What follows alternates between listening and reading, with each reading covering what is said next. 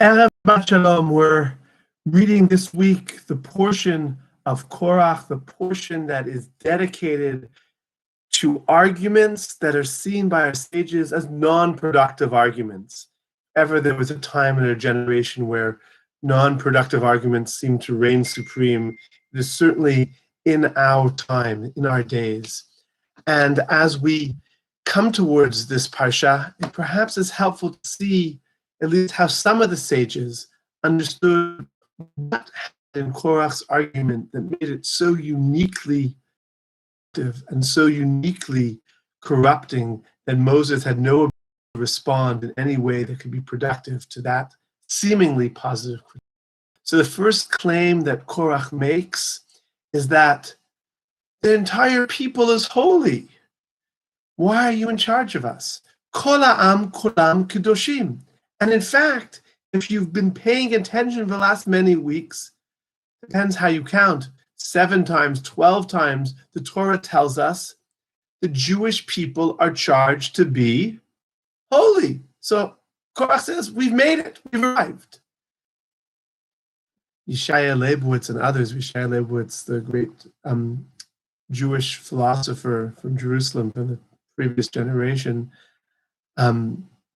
argues and used to argue so powerfully, the error that Korach makes is that he believed we arrived. It's a great commandment to believe, Kedoshim to you, you shall be holy. You have a goal, you're working towards it, you're committed, you're driven, you're looking to create a society that's caring, that's loving, that's holy, that's all the wonderful things. That's wonderful. You think you made it? You think you've arrived?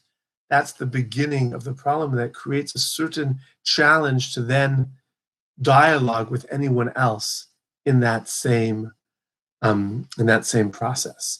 And he suggests, told in the Torah, Kedoshim to you, you shall be holy. Or in last week's Torah portion, 3 psukim before the story of Korach begins, receive the mitzvah of tzitzit.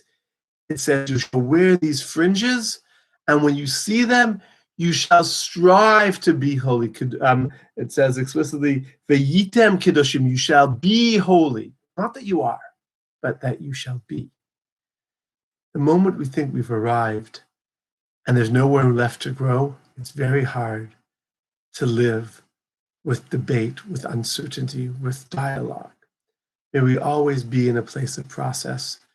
In different parts of the world, at different paces, we're coming to the end of this period in COVID. Here in Israel, it's happening, thankfully, extremely quickly. And people already are saying, well, I want this immediately. When's it going to be exactly like it was?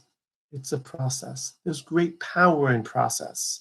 And perhaps the most important things in life are not about achieving them, but the process of growing towards them. Kedoshim tiyu, seek to create a society.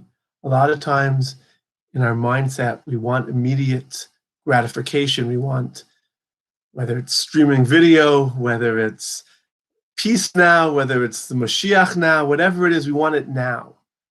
Now is a natural desire. But if you want spiritual growth, I bless you, and I hope that you bless me. Let us be committed to being in a process, to growing together, to striving together, and through that to be able to respect those with whom we disagree and partner in spite of those disagreements. Shabbat Shalom. May it be a process of holiness.